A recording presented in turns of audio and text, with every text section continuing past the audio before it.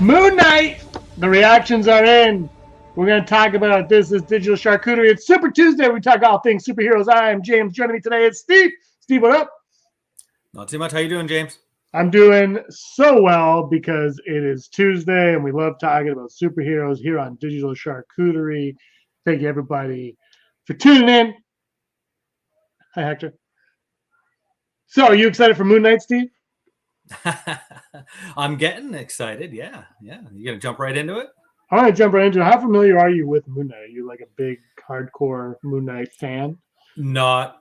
What's the most opposite of that? I think I remember him being in. Was he in Spider-Man Maximum Carnage on the Super Nintendo? Ooh, good reference. I think he was. Look, Moon Knight is ushering in a new era of superhero movies as a whole. Because Morbius is coming. Morbius should have been the one, but Morbius is coming out in April. That's vampire-driven.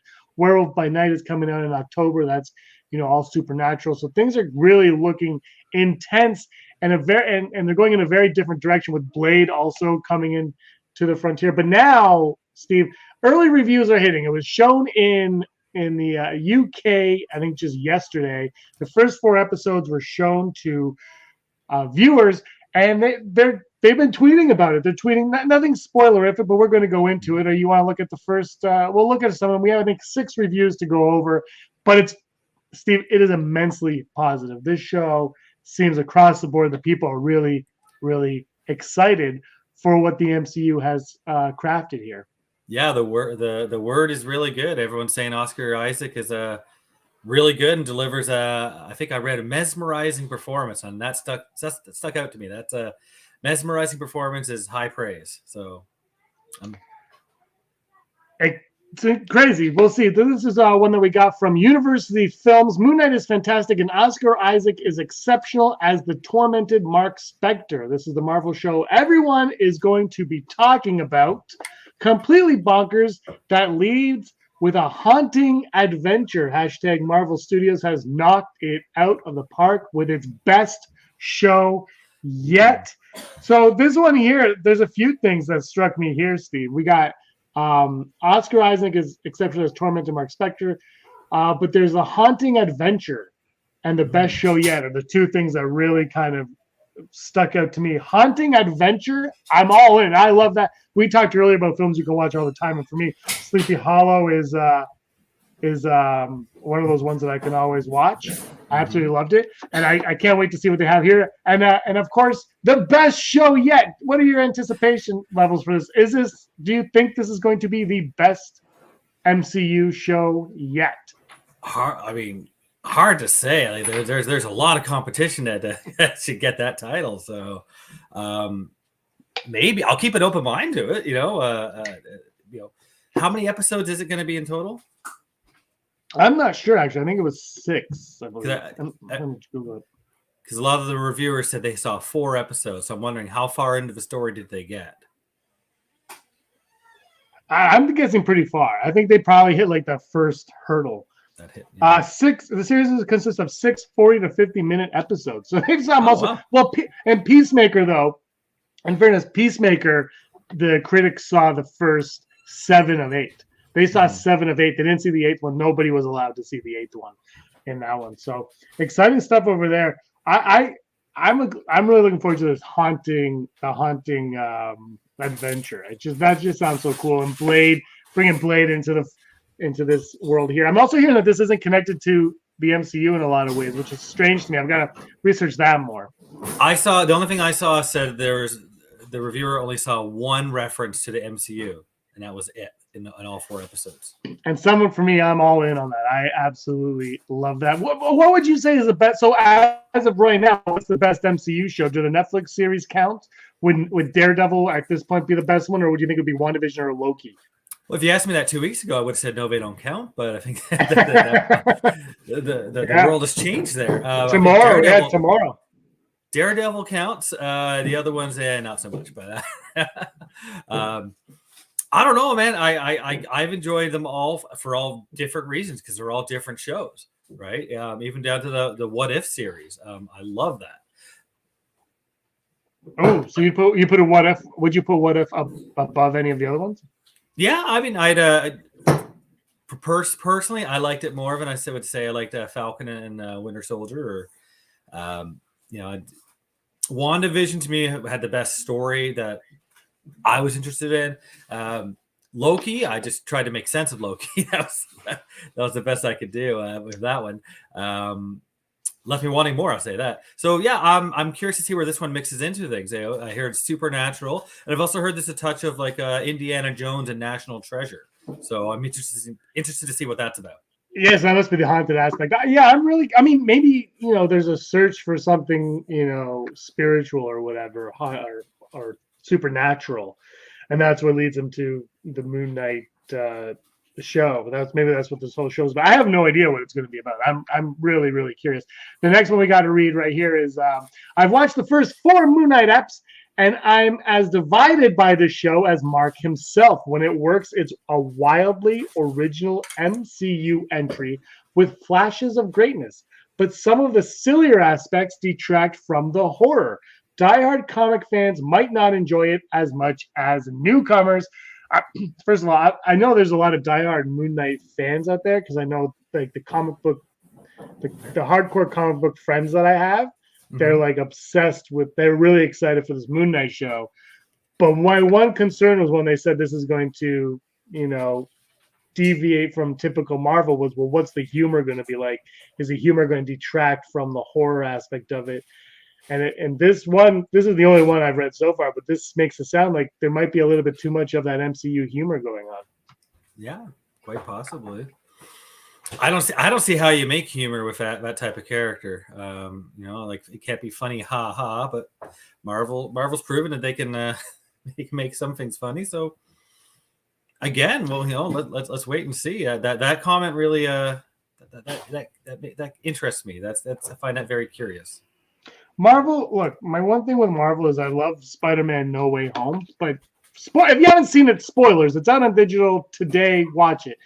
But one of my problems with that one was the Andrew Garfield saving MJ scene, because he saves it and everyone's like, yeah, he finally saved us. Like, great. But then they undercut it with that joke, like, are you all right, that she says to him. And it was like, there's a few jokey moments. I'm like, yeah. Do you need to put that in there? And it's a great, like in the theater, you laugh and it's fine. But when you think about it, it's like, is that really necessary? And Marvel tends to do that a lot. I think the humor, for the most part of Marvel stuff works. I hate the first Avengers movie. The humor in that's disgusting and terrible. But other than that, I think the humor has been pretty good. So, Steve, is there an earthquake happening over there? My kid just ran out of the room. You offended him so bad. The kid is like, I love Moon Knight. And no, the humor sometimes I think does take away from some of the more serious tones that they're going for, because they do try to be family friendly, whereas Moon Knight, that's not what Moon Knight's about. No, it's not. And we got this one right here. Moon Knight is a brilliantly bonkers, dark, globe-trotting adventure. This is Marvel's trippy national treasure. Oscar Isaac is the best addition to the MCU since Robert Downey Jr. Whoa. Something here, tournament and humor into a morally ambiguous cipher. Mark Spector is a whole new caliber of hero. So obviously this is a character. Apparently they deal with a lot of mental health issues in this show. Sounds like it's going to be very exciting. A lot to be excited for here. But Oscar Isaac, the next Robert Downey Jr., those are big shoes to fill for someone who was in the MCU for 10 years. Now you're putting that on someone who just kind of shows up in one series. So what do you make of that comment? And when you go into this, you're gonna be like, is he going to be the next RDJ? No. I mean, again, I don't know anything about this character, but no. Is he going to be the first Moon Knight? Sure. Yeah, you can't pigeonhole something like that, especially when you compare the bodies of work. We're talking a 6-episode series that we haven't watched yet, compared to how many movies with Robert Downey Jr. So I think for me, this sounds like someone who was overly excited to watch this movie and just had the time of their lives, and they're like, "It's the next RDJ." That's because we've all been there. We've all been so excited about something, and we'll all come out and be like, "Pattinson's the best Batman!" Like immediately without even thinking about it. It's like, this is my favorite thing ever. I love it so much. It's the greatest. And that seems to me what this is they went in excited, they watched it excited. It didn't disappoint. and that might be an overhype. And that's not to put anything down with Oscar Isaac. I think he might be the next Robert Downey Jr. in the MCU. But it's so like one character for 4 episodes, and you're going to say that's a huge commitment. Mm-hmm. That might have been the world's biggest Robert Downey Jr. fan, and had found some sort of connection that they made. I don't know. I don't see that, but no, they seem very different. Look, I mean, Oscar Isaac's a great actor, so we're going to see where this plays out. But this show, just the excitement, the show was weird because the excitement was mostly coming from the diehard fans. I didn't see it so much from like average Marvel viewers. Like superhero fans were like, I gotta go see Moon Knight. We gotta watch Moon Knight. It seemed like the diehard fans were more all in on it. Mm-hmm. But these reviews are, people were comparing. There's a lot of comparisons to Moon Knight and Batman, and now we've had the Batman. Now we're going to get this. And it's interesting to see that people are as equally excited for this as they were for that. Yeah. That's surprising, but okay. Do you have any more comments? There. Do you want to read this one? Sure. Full thoughts to come in my Moon Knight review when? Very soon. But I will say this, it's unlike anything you've seen from Marvel before. I'd go as far as to say, and I don't say this lightly, it's the best MCU TV show ever. Had to emphasize the ever there. Again, I mean, that's high praise, but geez, it's only 4 episodes. To compare that to the bodies of work from the other shows, I don't know. Yeah, it's just, again, are people overly excited? What is going on? We got Scotty is here. Scotty has decided to join us and pull us out of our misery. Scotty, we were talking Moon Knight. It's all right. We've all got life.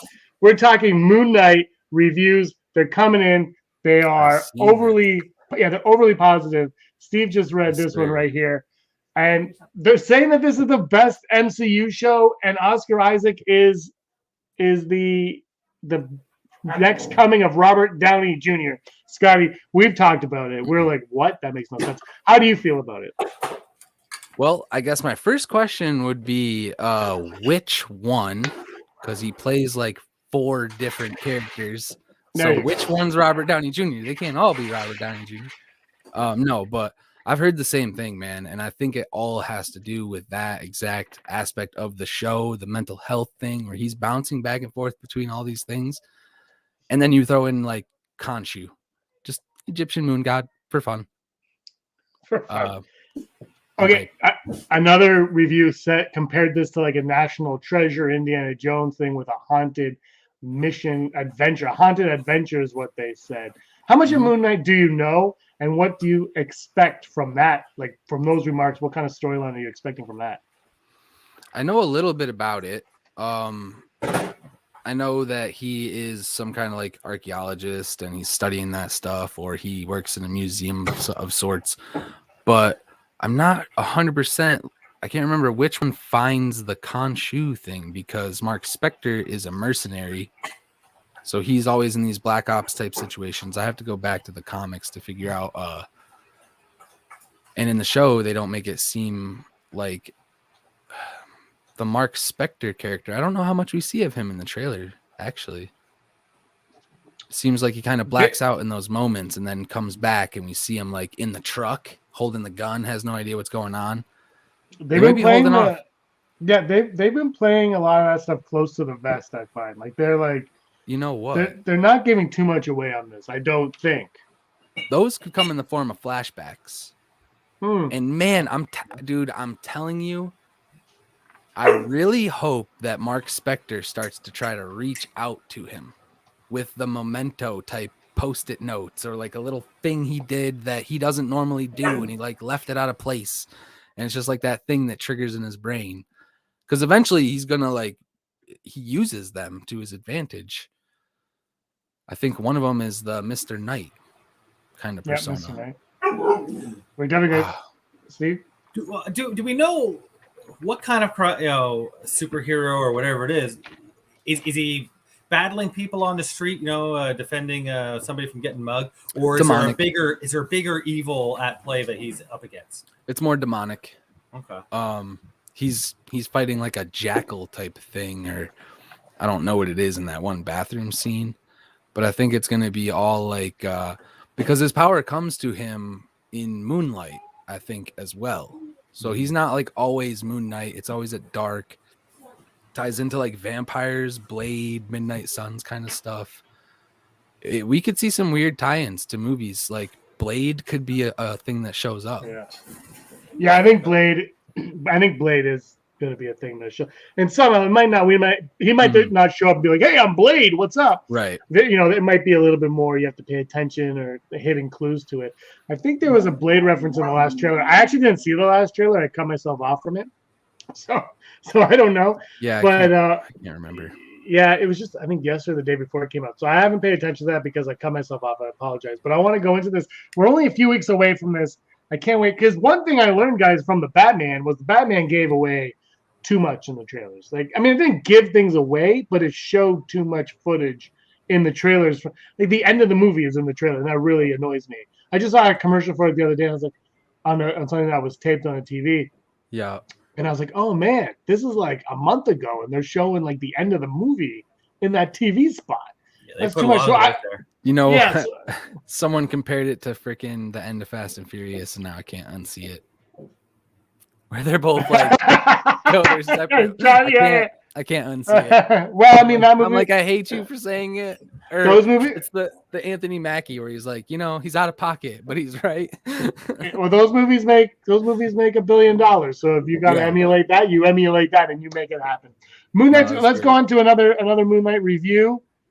I've watched they're all the same. I've watched the first 4 episodes of #Moon Knight. It's unlike anything we've seen before from the MCU. It's a psychological thriller with a touch of Indiana Jones. It keeps me on the edge of my seat the whole time, and Oscar Isaac delivers a mesmerizing performance. That's from Thomas Story.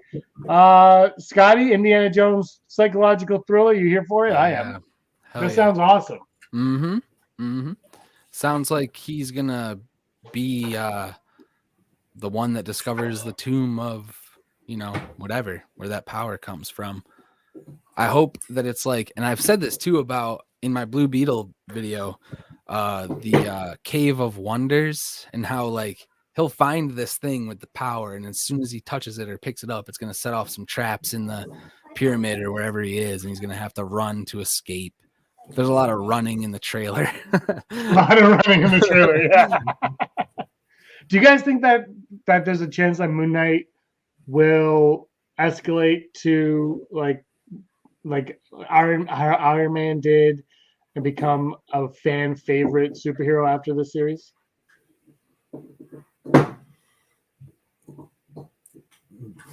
Maybe. I again, it's too soon to really tell. Too soon to say. I've heard a lot of people talk about Avengers already with him. Really? And how he would be a good fit for a future team. Yeah, I've also heard though that this doesn't really connect to the MCU in any way. It's kind of strange. A lot of things. But yeah, I have heard the Avengers thing. I like your Midnight Suns better. Yeah. I don't know if I need.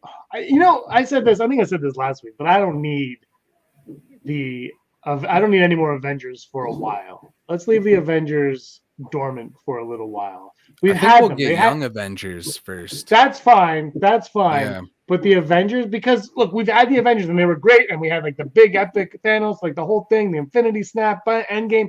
Let it go for a bit. Give us other teams here and there. Play around with those, and then when a giant event comes together, bring the teams together. Do something like that.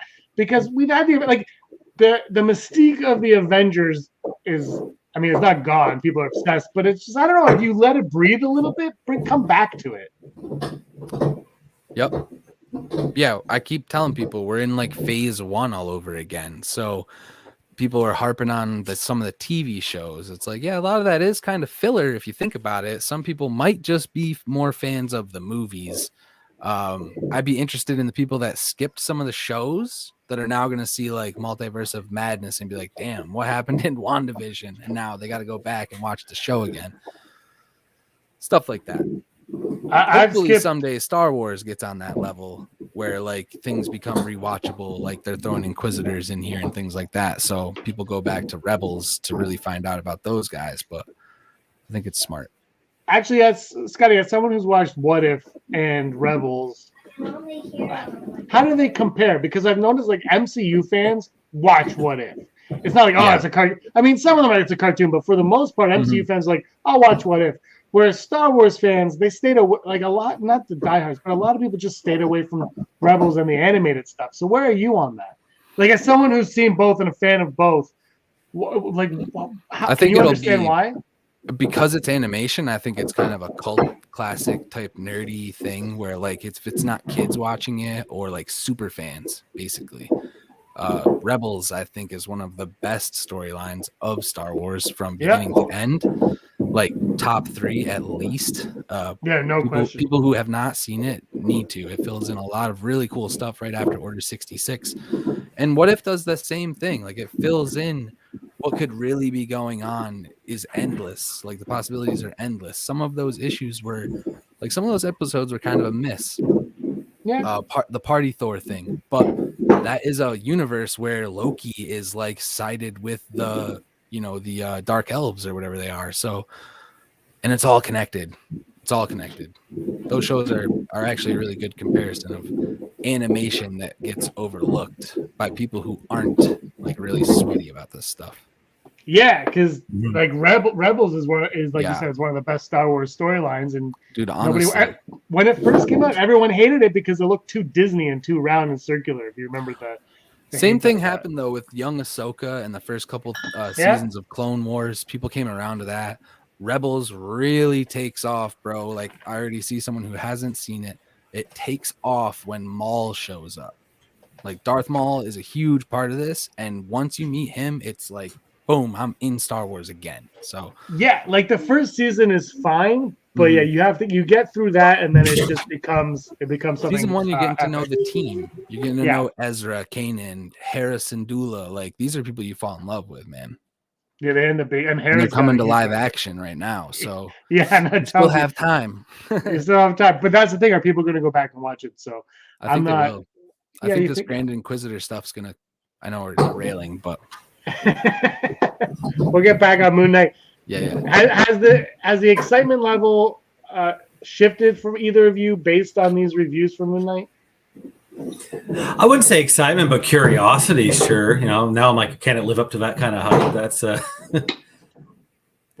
yeah, that's one thing where I think I saw with the Batman a lot was people went in like it was so hyped.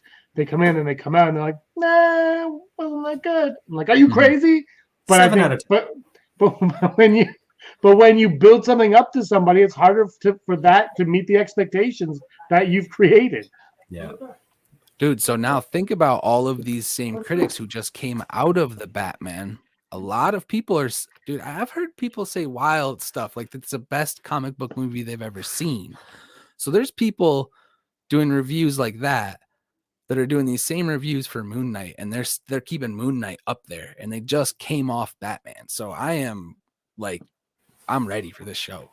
When is it? March, like 30th. The day, dude, 2 days before Morbius. And so all this stuff's going to overlap too, right? Like a little bit of this. I think shows are going to start to overlap, and that just sounds crazy to me.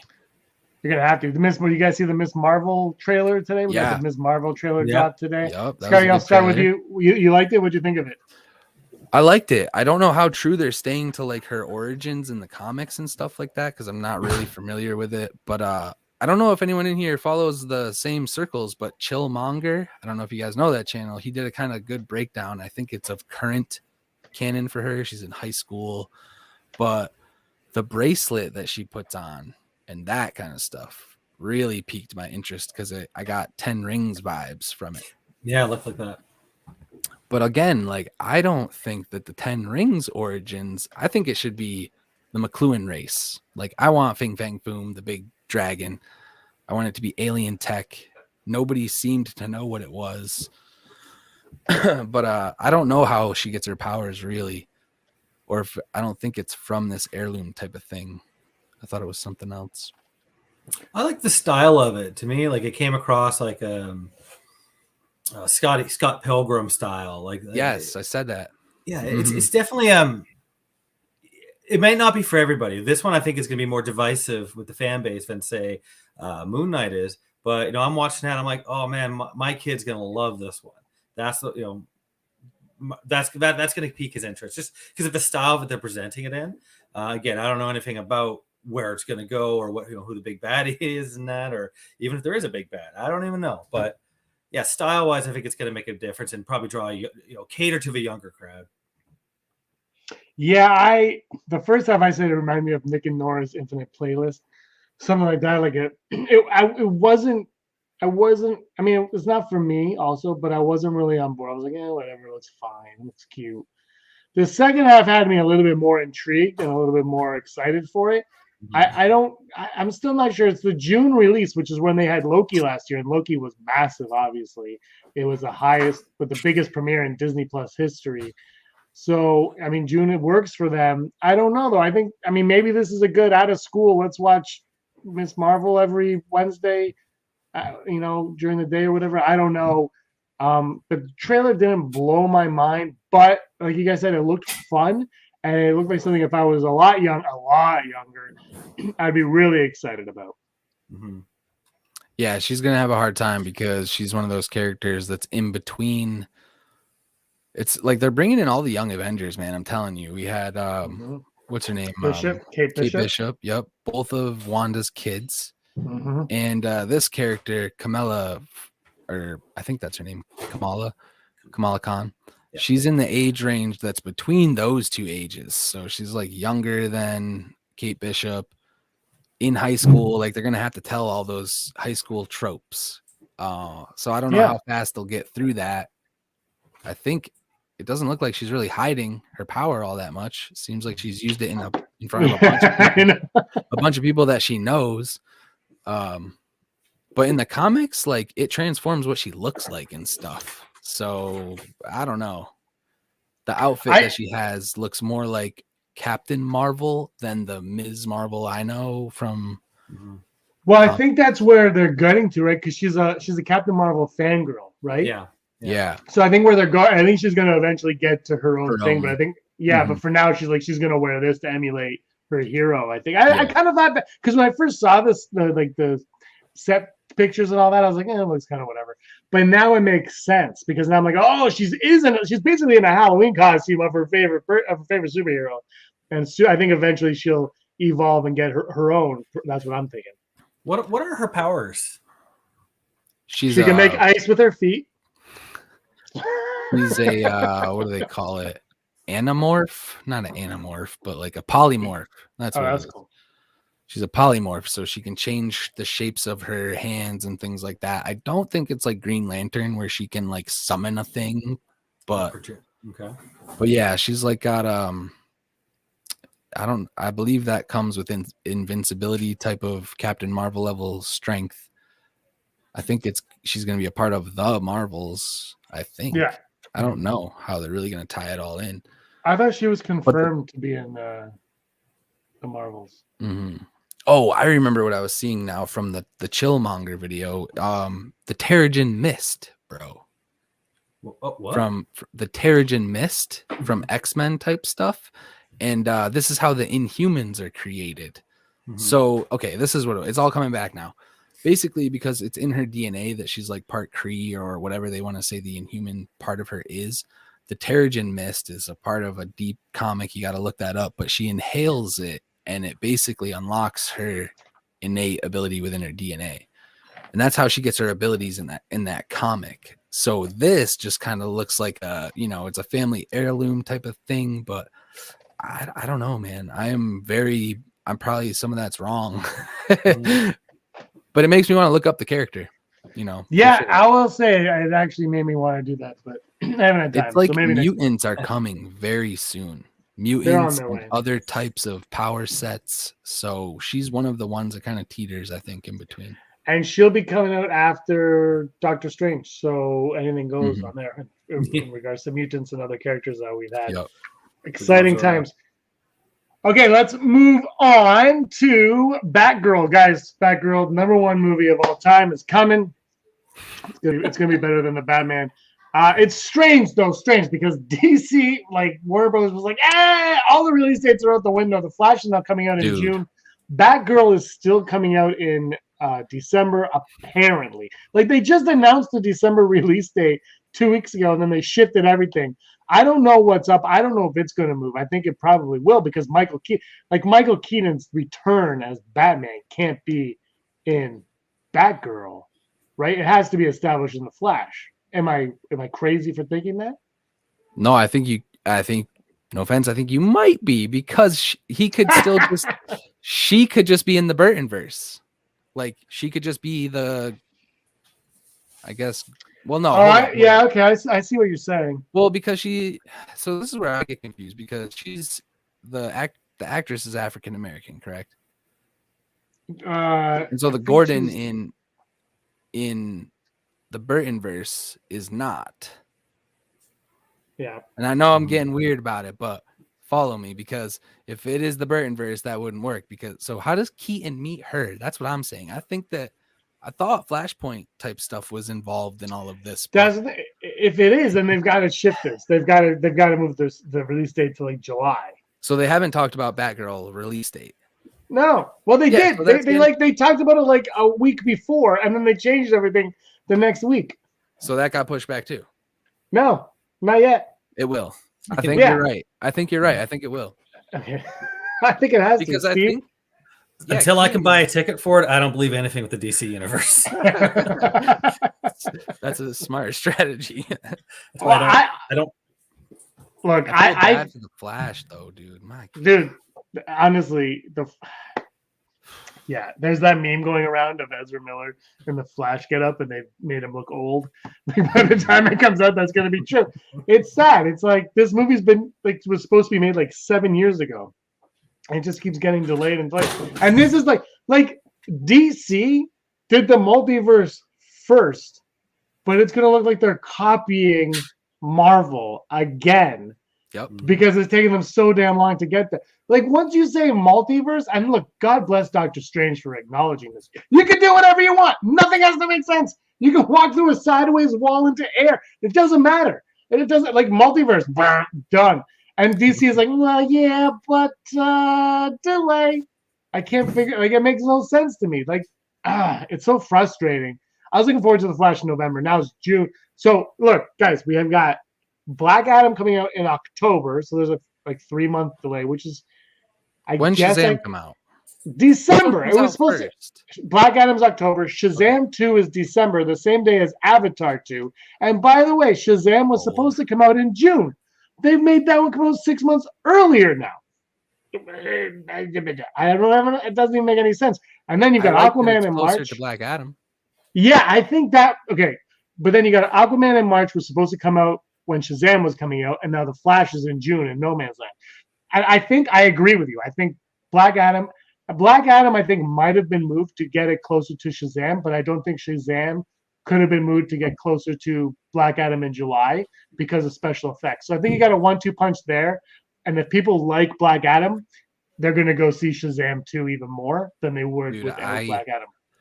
I don't know how the hell they're going to do this, but Shazam 2 has to end with the Black Adam return teaser. And they're going to get Cavill back. I have full faith in that. We're going to what a missed opportunity if you don't put Zachary Levi, Henry Cavill, and The Rock all in that movie, dude. Superman, Shazam, The Return of Black Adam. Just do that. Well, you've got the Discovery mergers coming in a couple weeks now. We're like a month away. And the rumors are really running now. Things are happening. I just did a video on the chat. I've done a couple now. The Affleck Batman suit. That was sick. And the Deathstroke suit was just released today, and they look awesome. And I'm looking at it, and it's like, and Christensen's the one who released it, and he's the one that designed them. The timing of releasing these things is strange, right? It's like okay, the Batman movie came out. Now you might want the hype from that. That's one thing. But are we closer to getting this movie or some aspect? Maybe not a movie, more of a series. Because I don't know. We talked a little while ago about. Well, Steve, you brought up what if the Snyder Nightmare sequence was an HBO Max show? They have nuggets here and there that they can pull from the Snyderverse, and they could throw those on HBO Max. And the Discovery guys, seem to like the Snyderverse stuff going forward. So I don't know. What do you guys make of that? Scotty, I'll start with you. Dude, if I were them, my mouth would be watering right now, dude. Like, no joke. The amount of like actors who are on board, Ben Affleck, Jared Leto have both said anything that Snyder involved, I'm down. Call me. Joe Manganiello, we know he wants that missed opportunity. He wants to play Deathstroke.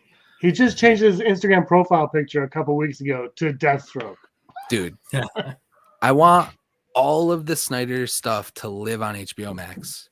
Just do it. Like, Discovery is not going to come in here, and I don't think they're going to come in here quietly. I hope that's kind of what this, but like, decisions being made about delays and stuff like that when the merger is going to happen is weird to me as well. Like, how are they, like, who is in control of these delays? Yes. Were the productions already moving forward? How did Discovery like wind this into the negotiations if that was the case? But the fact that the merger is going to happen in the middle of all these delays now is kind of maybe a bigger guess. Unless the mergers had to do with the delays.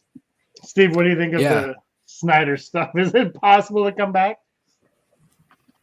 I don't know.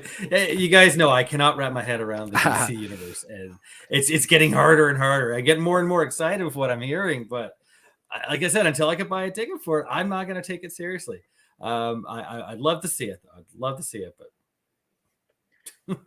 my one thing is we're gonna get we have Batman, the Batman. We were gonna have 3 Batman this year. We were gonna have the Batman, and then we're gonna have Batfleck, and then we're gonna have Michael Keaton. And then they shifted that, so now there's 2 next year. But I think we can live in a world, guys, where we have 3 Batman on the screen living simultaneously together but separately. And we can understand that they're all different stories and we can enjoy them. I think we've come a long way as a society, and I think we can deal with that and live with it. Dude, we're gonna live with the Geppetto verse too. There's gonna be 3 Pinocchio movies in the same year as well. So that's true. And they might even go darker than DC. That Guillermo del Toro. Oh my God, yes, with Ewan McGregor. That looks Imagine wild. Pinocchio goes darker than DC. Come on now. No one can go darker than DC. Hey, actually, you just put in the chat, restore the Ayer cut. Quickly, we gotta talk about the Ayer cut just a little bit. The Snyder cut was one thing. The Ayer cut seems to be something that they're just like dead set on not releasing. Do you think that will hit the screen at any time? Do you think we're going to ever see the Ayer cut, or is it going to just fade away and disappear?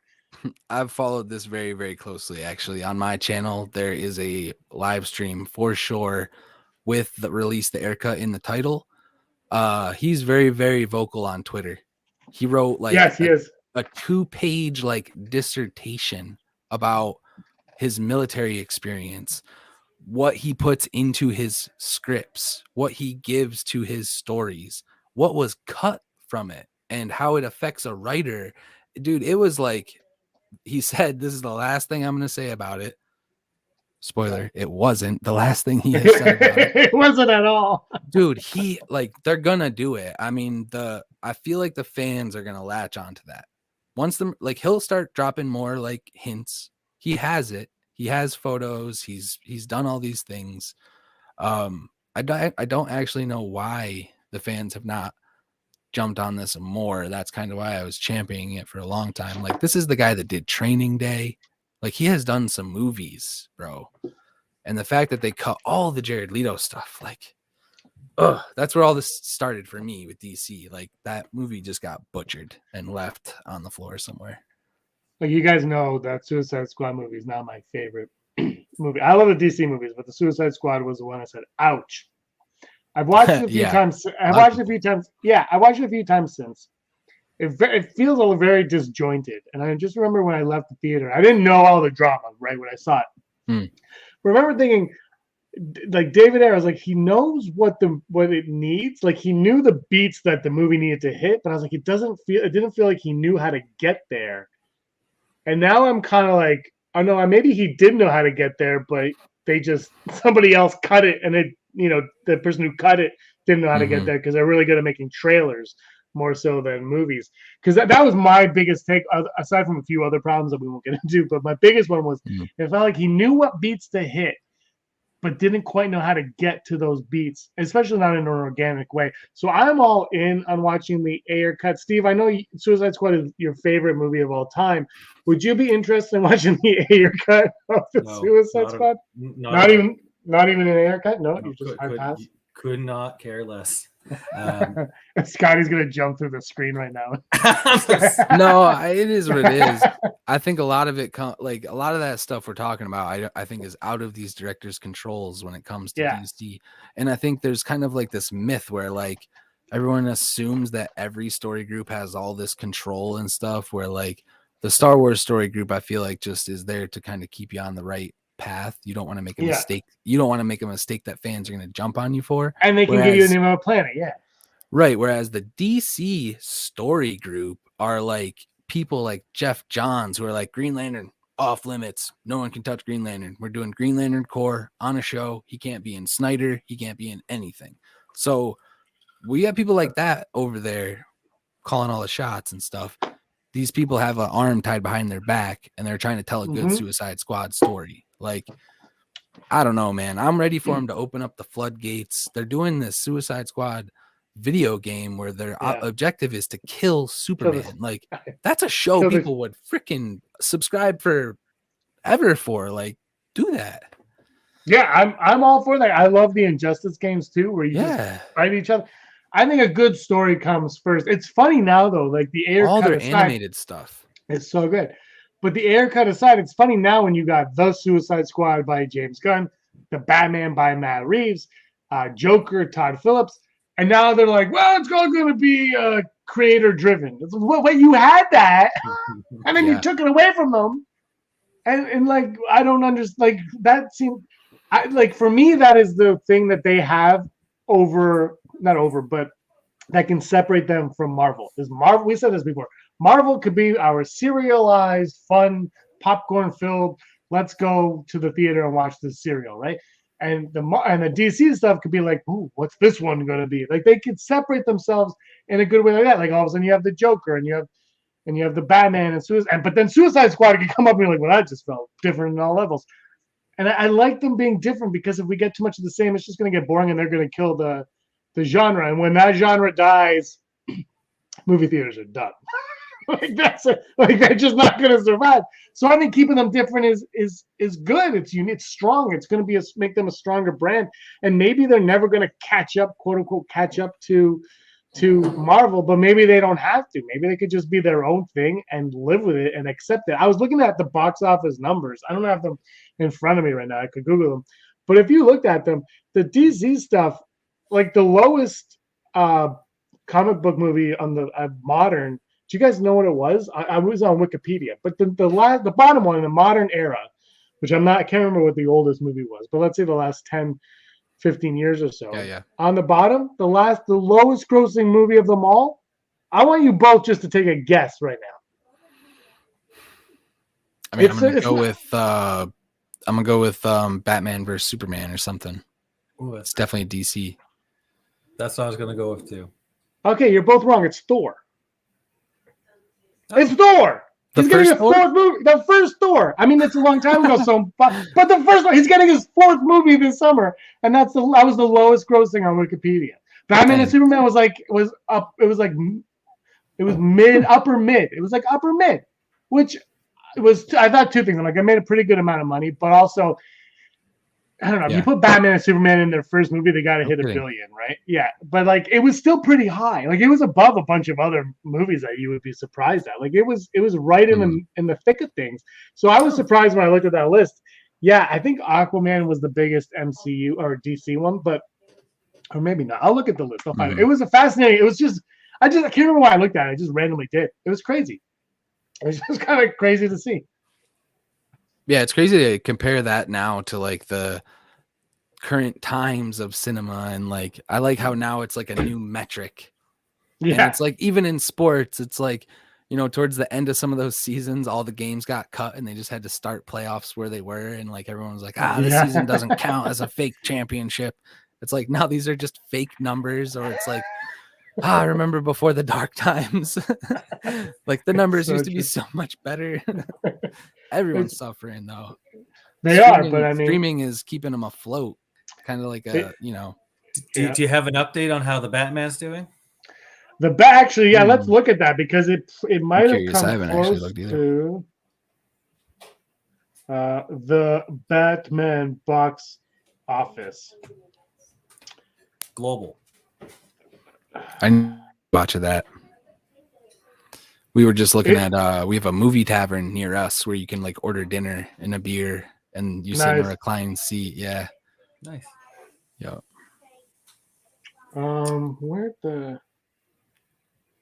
I can't find today's tally. March 6th. You got to keep tabs on it because I'm confident. The question last week was, can it make $1 billion?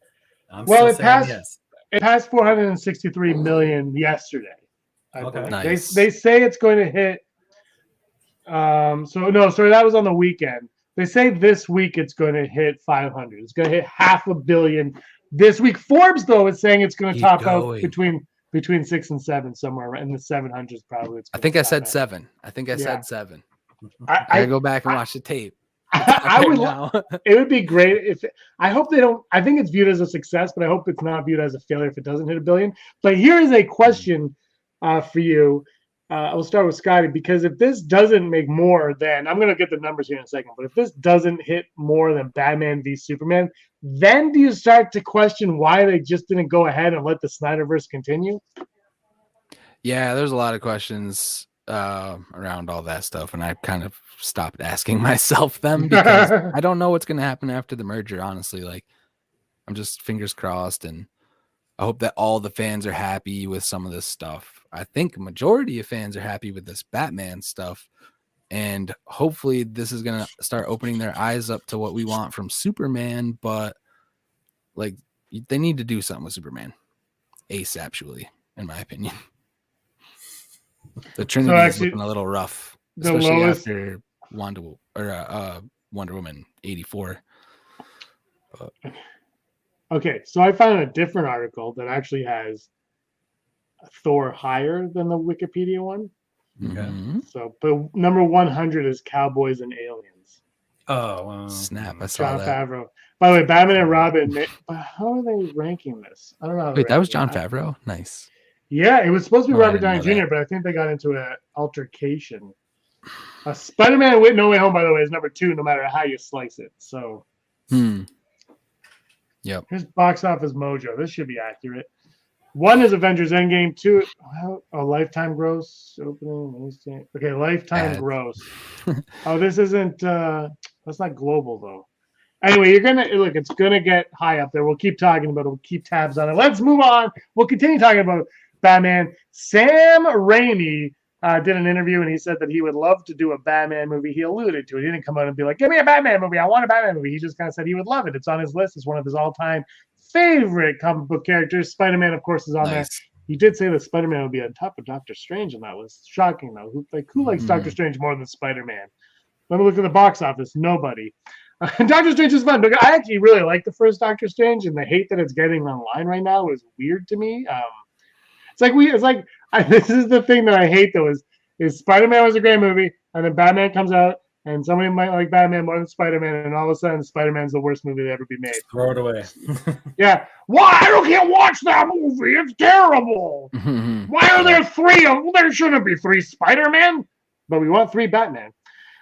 I love them both. I said to Steve earlier, I'm like, I think the Batman's a better film all around, but when I'm not in a good mood, Spider-Man is the movie I'm putting on every single time. That's the movie. That's the fun one. Yeah, like if I'm feeling like, I want to watch like a nice like film, I'll put on the Batman. But when I just want to let something to throw on and give myself a happy, good time, Spider-Man every day of the week is coming on my. It's a great movie. They're both great. And Doctor Strange 1 was also great. It surprised me. I wasn't expecting it. But anyway, Sam Raimi, I want to do a Batman movie. I thought it'd be fun if we just kind of talked about the possibility of Sam Raimi doing a Batman movie.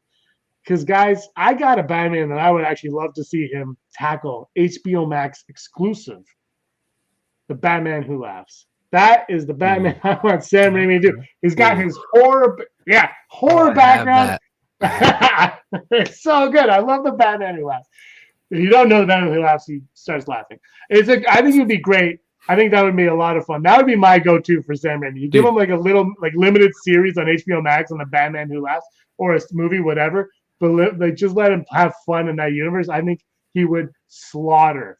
So who do you get Bruce Campbell to play? Everyone. Dude, Sam Raimi doing DC Metal. Yes. Mm-hmm. And that, like, TLDR on DC Metal, it's essentially Batman killing all of the members of the Justice League and assuming their powers. So I would put Bruce Campbell as Superman in that. Yeah. The Aquaman Batman is a female Batman character, and the name of the character is The Drowned. And it is the scariest looking underwater Medusa looking Batman thing you've ever seen in your life. But it gets crazy. That's DC Metal. Like the Cyborg one is like a massive tank war machine thing. Like, it gets weird. Sam Raimi would kill that though. He would the other one, there's actually one that might show up. Red Death. He's a Flash. Oh, Red variant. Death, yeah. That is the Batman Flash variant that he has killed the Flash and taken the Speed Force.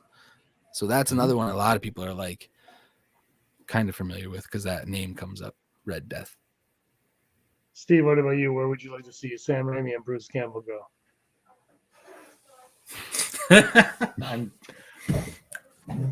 I don't care. How about if it's just what if it's just Bruce Campbell as Batman and Ted Raimi as Robin? Direct sequel to the Clooney movie. Yeah, direct sequel to the Clooney movie. With a time jump. Of course, we'll talk. Anyway, I just thought it'd be fun to talk about that a little bit because I, you know what, I'm happy with the Matt Reeves thing that we got. If we get the Ben Affleck returning of the Flash, Michael Keaton, all that's fun. But it's fun to speculate on directors who, I mean, of course, everyone loves Batman. That's the thing. Like, of course, he loves Batman. He grew up with comic books. It doesn't surprise me that he wouldn't. And Batman is a character that obviously audiences enjoy and continue to enjoy. If you look at the box office numbers, he never seems to fail. Batman and Robin. Mm-hmm. Even that made over $100 million, and back then that was pretty good for a movie. Because Space Jam 1 made like $75 million. Just so you know, it is what it is. But I think we'll wrap it up there. Wait, do we have something else to talk about? I'm so organized. I wouldn't mind seeing Sam Raimi also attack the villains of that of the Reeves verse, like the Venom type stuff with Bane, or even Poison Ivy or Scarecrow kind of stuff. Like, he's down with the horror type characters. There's a lot of scary villains in Batman. There is. I don't think Reeves is going to touch on a lot of them in a way that Raimi definitely would bring the fantastical, theatrical elements to them. Like he did. Like he kind of made Spider-Man grounded in a way. Like his Spider-Man movies until Venom were pretty grounded. I mean, Sandman aside. But if you think about like Doc Ock, I mean, that always kind of makes sense. Green Goblin, he didn't even have, when he changed it to a helmet, he kind of grounded that in reality right off the bat. So, but it was still over the top, right? So I think he would be fun for Batman. But right now, we've got enough. We've got Reeves, we've got Keaton, we've got Batfleck for now. So I think, Sam Raimi, stick with Doctor Strange. Steve, what's up? Mr. Freeze. I thought about it. I'd like to see if Raimi take on a Mr. Freeze, have it a standalone movie like Joker. That I would be on board for. Actually, yeah, I'd be in on that too. That'd be a lot of fun. Freeze's backstory is awesome too, man. Yeah. He's kind of forced into the villain role. Yeah, but he might also be really good as Poison Ivy. For anyone who's seen Evil Dead, you might get a reference there to a tree. So he would be good with Poison Ivy. I like the Dr. Freeze idea. Sam Raimi, call us. We got you covered, buddy. All right, that's going to do it for the show today. Scotty, tell everybody where they can find you. Yep, it's Hawks Holocrons on YouTube. I do a lot of gaming over there, but do theory streams and speculation, talk about Star Wars a lot. So check me out. Appreciate Steve, yeah. And Steve, you have a new Twitter? I just updated my Twitter. Casual pop fan. Casual pop. I know a little bit about a lot, but not a lot about a little. So there you Love go. it. Everyone go to Hawks Holocron and give them a follow. Guys, thanks for joining me on this Super Tuesday. It's been a lot of fun. That's the show. All right. Okay. All right, thanks for watching, everybody. Until next time, may you be the master of your own universe.